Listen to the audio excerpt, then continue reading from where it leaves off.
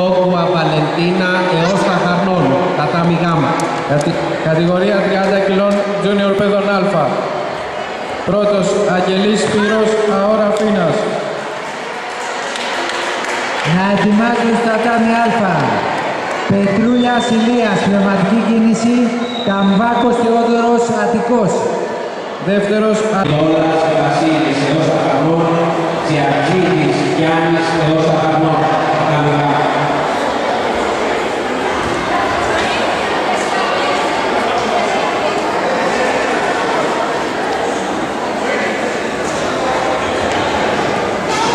Ηγητής